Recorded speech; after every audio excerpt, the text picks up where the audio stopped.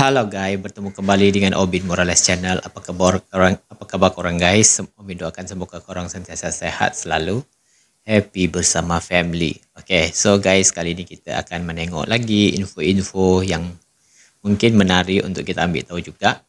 Okay, so guys, video kita kali ini daripada channel Gadigo TV. Okay. So seperti biasa guys, kita sentiasa kena support admin-admin kita. Semoga mereka lagi semangat untuk buat video-video baru. Jangan lupa subscribe dulu. Tekan tombol lonceng dia, lepas tu like dan share guys. Okay. So tajuk dia guys, dia kata antara Jawa dan Sunda, manakah yang lebih tua? Okay. So dulu guys, Umi tak tahu sebenarnya. Okay. Umi ingatkan macam Pulau Jawa itu maknanya penduduk dia orang Jawa, tapi serupanya guys untuk Pulau Jawa itu dia ada masa Omin ke Bandung lah. Masa Omin ke Bandung, Omin banyak tengok Sunda, restoran-restoran yang Omin suka makan tu kan, ada restoran alam Sunda tu. Jadi Omin macam confused guys kat situ sebab Omin tak tahu kan. Tapi lama-lama bila Omin macam mengkaji, rupa-rupanya untuk bahagian Jakarta, bukan Jakarta, bahagian Jawa Barat apa. Tapi rasanya Jawa Barat kot. Maknanya Jawa Barat tu majoriti dia kira orang Sunda ya. Mungkin tak tahu guys, sorry. Okay. So, maknanya kalau video ni kita dapat tahu guys, antara Jawa dan Sunda, manakah yang lebih tua? Okay, maknanya mungkin yang lagi lama kot dekat Pulau Jawa. Okay, so tanpa kita berbahasa-basi, kita langsung saja guys tengok video dia seperti apa. Okay, info yang menarik. Okay. Okay, 1, 2, 3, play. Sama-sama kita belajar guys. Antara Jawa dan Sunda, siapakah yang lebih tua? Wow, macam menarik pula guys video ni. Jawa dan Sunda, dua suku bangsa bersaudara, mendiami pulau yang sama, mempunyai banyak kesamaan sebanyak dengan jumlah perbedaannya. Keduanya berdekatan namun terasa jauh, sangat dekat, namun beda rasa, beda selera, beda bahasa. Orang Sunda menyebut pepaya dengan istilah gedang, sedangkan orang Jawa mengatakan gedang adalah pisang. Namun Jawa dan Sunda memiliki sejumlah kesamaan. Gedang. Hidup, hurip. Orang Jawa juga mengatakan hurip atau urip. Gede, ageng adalah istilah Sunda. Orang Jawa juga menyebut istilah gede serta ageng. Orang Jawa menyebut gaduh untuk arti punya atau memiliki, sementara orang Jawa menyebut gadah. Orang Sunda menyebut carita atau carios, sementara orang Jawa menyebut cerita, cerita atau cerios. Oh, hampir-hampir juga. Masih banyak lagi kesamaan yang lainnya. Jawa Sunda, hubungan kedua suku bangsa ini bisa digambarkan mirip dengan suhu udara, dingin, hangat, dan sekali waktu memanas. Digesek sedikit saja maka menyalalah api antar keduanya. Tapi ya hanya menyala, tidak saling membakar. Antara Jawa dan Sunda terpatri dalam sejarah merepresentasikan dua kerajaan besar sejaman, yaitu Majapahit dan Pakuan Pajajaran. Padahal Jawa dan Sunda lebih besar dari keduanya. Ikon Majapahit dan Pajajaran adalah tata kelola pemerintahan, sistem politik yang bergerak dan berubah menyertai zaman. Namun Jawa dan Sunda lebih tua, lebih luas dari sistem politik dan pemerintahan. Pertanyaannya adalah antara Jawa dan Sunda, manakah yang lebih tua? Siapakah yang berhak menyandang adik, kakak, atau orang tua? Simak paparannya dalam video berikut ini. Menarik guys video dia. Hidup ini kami yang tentukan.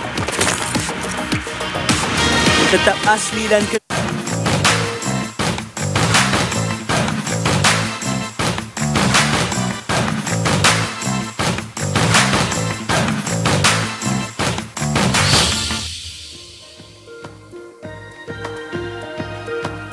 Sebelum diprotes tentang penyebutan dan penggunaan kata suku Sunda, ada baiknya admin luruskan duduk persoalan bangsa, negara, dan suku agar tidak timbul kesalahpahaman.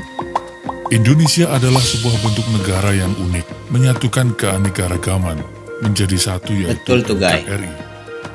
Di belahan lain, ada Korea misalnya, terbelah menjadi dua, Korea Selatan dan Korea Utara.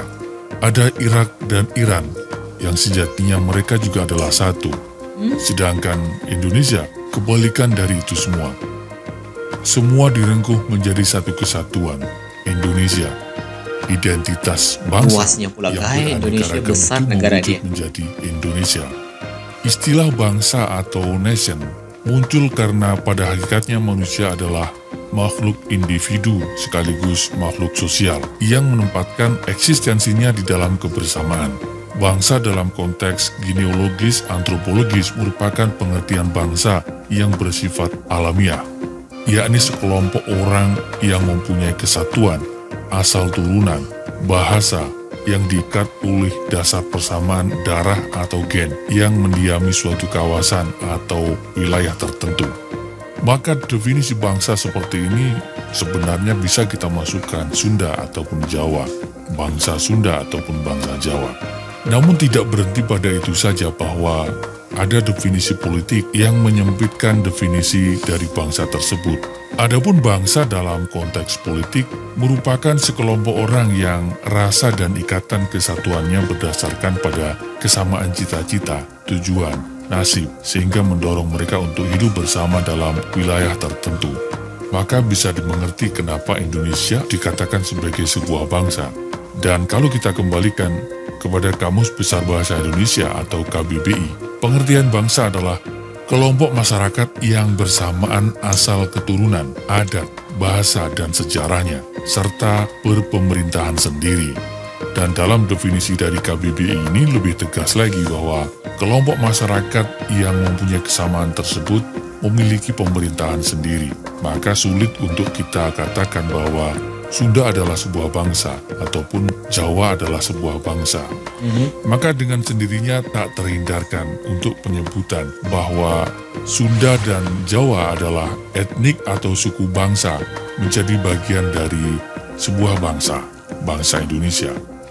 Etnik atau suku bangsa sendiri artinya adalah golongan atau kelompok manusia yang anggota-anggotanya mengidentifikasikan dirinya dengan sesamanya, biasanya berdasarkan garis keturunan yang dianggap sama. Dari sini semoga bisa dipahami, untuk kemudian kita lanjut lagi video ini.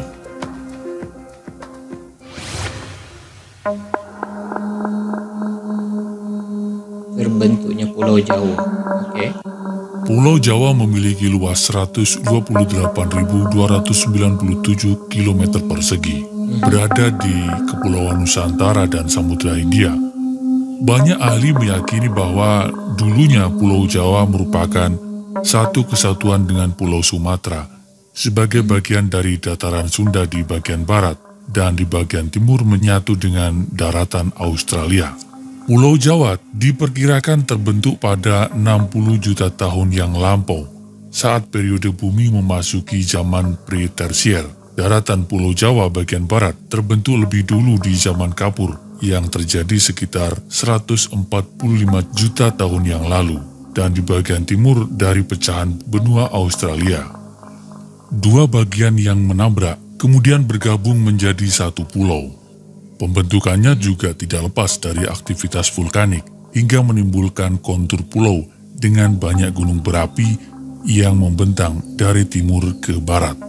Berdasarkan catatan Bujangga Ronggowarsito dalam Pustaka Raja Purwa, disebut bahwa Jawa dan Sumatera terpisah akibat Gunung Kapi yang teridentifikasi sebagai Gunung Krakatau pada 416 Masehi.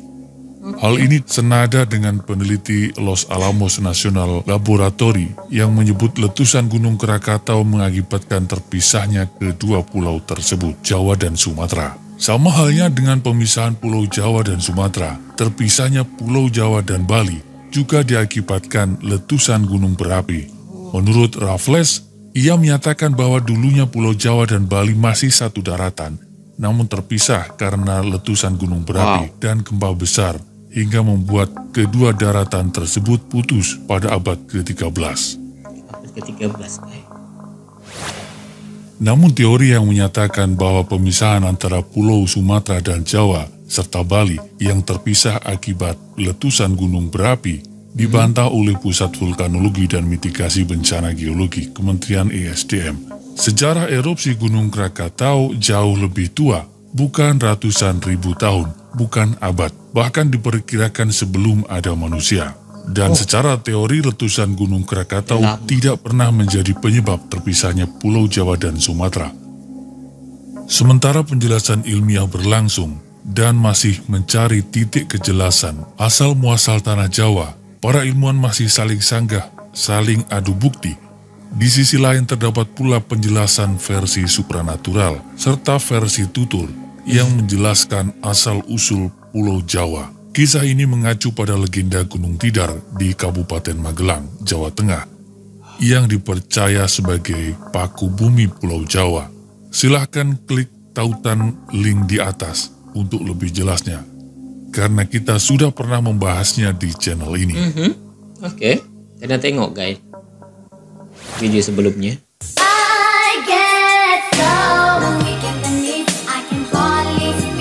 Kita skip jaga ya. Bahasnya di channel ini.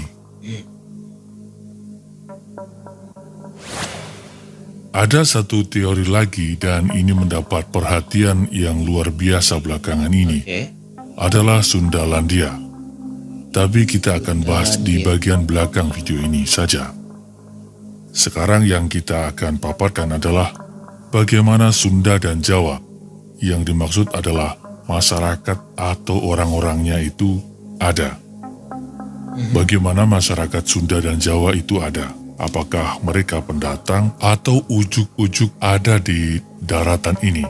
Berdasarkan faktor relasional, suku Sunda dan Jawa tidak memiliki keterikatan dan hubungan secara emosional yang dalam. Namun sebenarnya Sunda dan Jawa berasal dari nenek moyang yang sama. Nenek moyang kedua suku ini berasal dari dataran Yunan di Tiongkok. Ras induk dari suku Sunda dan Jawa adalah ras Austronesia yang umum tersebar di negara-negara Asia Tenggara. Induk ras Austronesia saat ini dipercaya menduduki daerah pedalaman Pulau Formosa. Teori ini dikemukakan oleh sejarawan yang juga arkeolog asal Austria, Robert Baron, tahun 1885 sampai dengan 1968. Dalam kajiannya terhadap kebudayaan megalitik di Asia Tenggara dan Pasifik, ia menyimpulkan dalam teorinya bahwa pada masa Neolitikum 2000 sebelum Masehi sampai dengan 200 sebelum Masehi, ada bangsa yang bermigrasi dalam beberapa gelombang dari Asia Utara menuju Asia Selatan. Migrasi ini membuat banyak manusia purba yang akhirnya mendiami pulau-pulau yang terbentang dari Madagaskar sampai Pulau Paskah. Hal inilah yang akhirnya mengilhami pemikiran bahwa leluhur Jawa, Sunda, dan bangsa Indonesia pada umumnya berasal dari Yunan. Mereka yang melakukan migrasi dari Yunan disebut sebagai bangsa Proto-Melayu atau Melayu Tua. Namun teori ini masih lemah dan kurang akurat disebabkan karena berdasar pada bukti-bukti kesamaan secara fisik serta temuan benda-benda bersejarah dan kebudayaan era megalitikum saja. Karena teori Yunan dianggap tidak begitu kuat, para ahli kemudian melakukan penelitian dengan pendekatan kebahasaan atau linguistik. Berdasarkan pendekatan kebahasaan, keseluruhan bahasa yang digunakan suku-suku di Indonesia diketahui berasal dari rumpun Austronesia. Akar dari rumpun Austronesia sendiri pada awalnya berasal dari Kepulauan Formosa yang sudah berkembang sejak 6.000 tahun yang lalu. Pendekatan kebahasaan ini menyatakan bahwa asal-usul suatu bangsa dapat ditelusuri melalui pola penyebaran bahasanya, karena keseluruhan bahasa di Indonesia berasal dari Austronesia yang berkembang di Taiwan nenek moyang bangsa Indonesia pun kemungkinan besar berasal dari asal-usul yang sama dengan bahasanya tersebut. Tidak berhenti pada pendekatan linguistik, para peneliti juga melakukan penelitian dengan pendekatan genetika, yakni menelusuri asal-usul manusia berdasarkan penelitian kromosom maupun DNA-nya. Dan hasil penelitian ini menunjukkan terhadap 3.700 orang Indonesia dari 35 etnis yang berbeda memiliki kecocokan genetika dengan bangsa Austronesia. Dari ragam pendekatan yakni linguistik dan genetika, penelusuran kromosom dan DNA, muncul teori yang dikenal dengan Out of Taiwan. Berdasarkan teori ini, migrasi leluhur dari Taiwan tiba lebih dulu di Filipina bagian utara, sekitar 4.500 hingga 3.000 sebelum Masehi. Migrasi ini diduga bertujuan memisahkan diri mencari wilayah baru di selatan.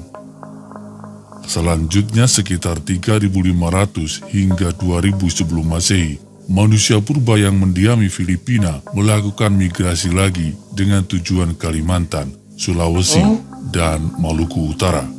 Terus kemudian menyebar ke Jawa, Sumatera, Nusa Tenggara, Papua bagian barat, Oseania, hingga mencapai Melanesia di Pasifik. Namun ada pendapat lain mengenai asal-usul nenek moyang bangsa Indonesia. Salah satunya dikemukakan oleh Profesor Muhammad Yamin.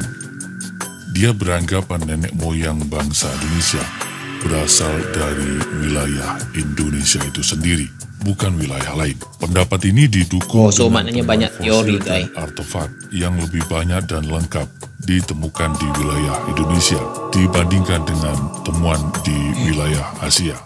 Misalnya dengan penemuan manusia purba sejenis Homo soloensis dan Homo wajakensis. Sejumlah peneliti juga berasumsi cikal bakal orang Jawa berkaitan dengan evolusi Homo erectus menjadi Homo sapiens.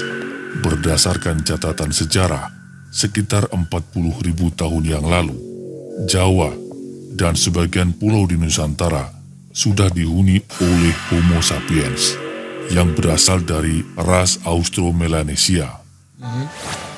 Pada akhirnya teori Out of Taiwan berhadapan dengan teori of Sundaland, yakni penyebaran ras manusia bermula dari Sundaland. Keberadaan peradaban di Sundaland dikemukakan oleh Profesor Ariso Santos dari Brazil melalui bukunya Atlantis, The Lost Continent Finally Found. Di dalam bukunya ini, Profesor Santos menyatakan Sundaland adalah benua Atlantis yang disebut Plato di dalam tulisannya Timaeus dan Critias.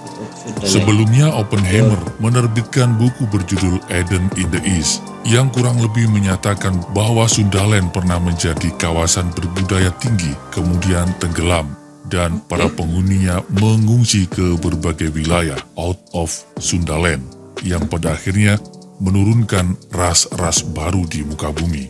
Hipotesis ini dibangun berdasarkan penelitian atas geologi, arkeologi, genetika, aspek kebahasaan, folklore, atau mitologi. Teori Out of Sundaland juga mendapat dukungan dari sejumlah pihak, di antaranya makalah Climate Change and Post-Glacial Human Dispersal in Southeast Asia, serta New DNA Evidence Overturn Population Migration Theory in Island Southeast Asia.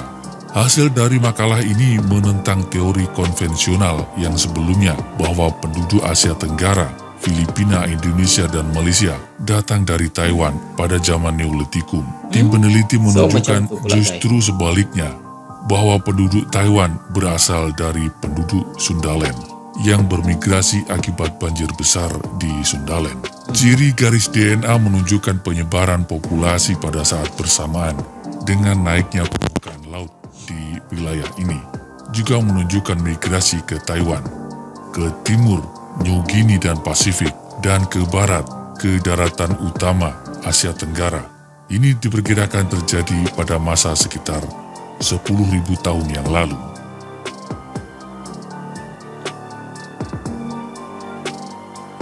So berbagai jenis teori kan. Ada teori-teori dia.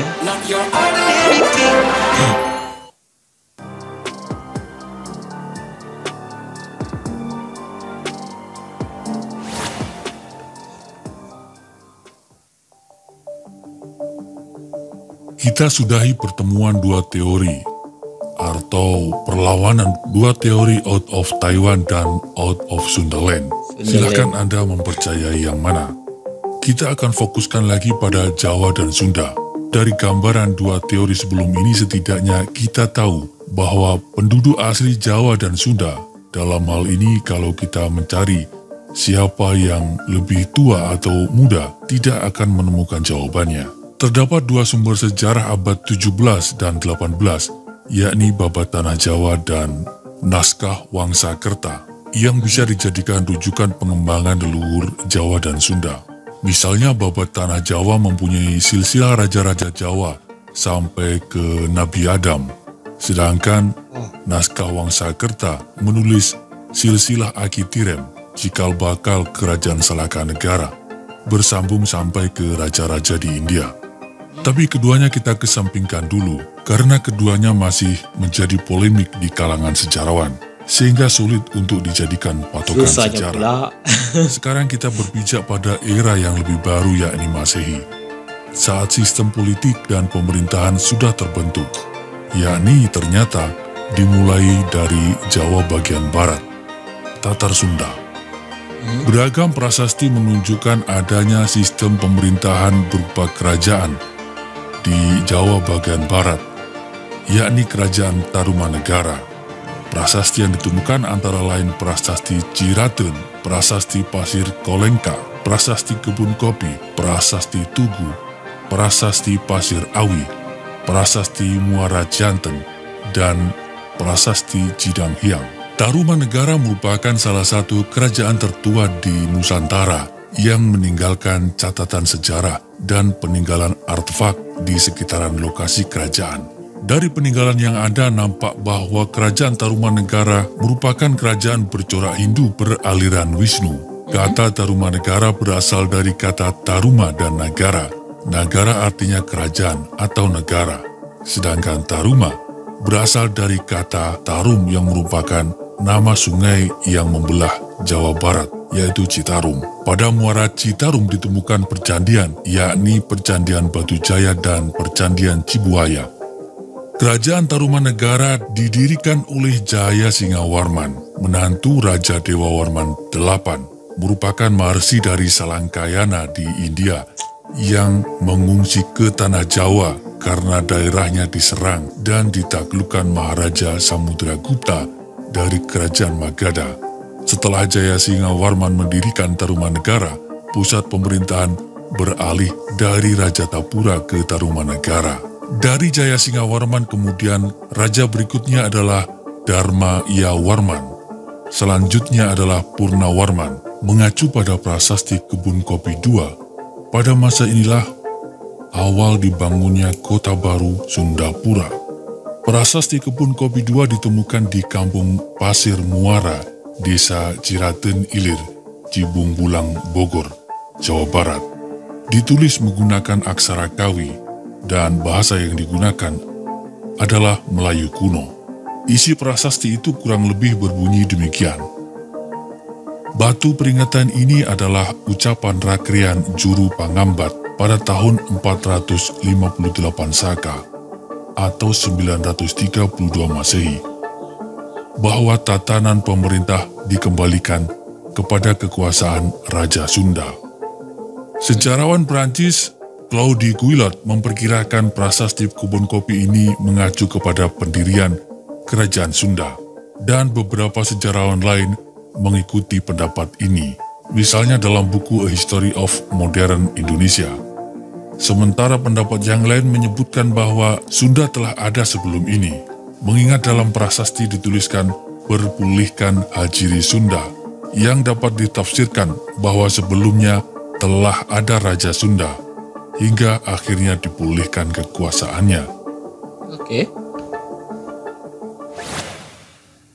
Sementara Tatar Sunda sudah eksis Tarumanegara, disusul berdirinya Sundapura.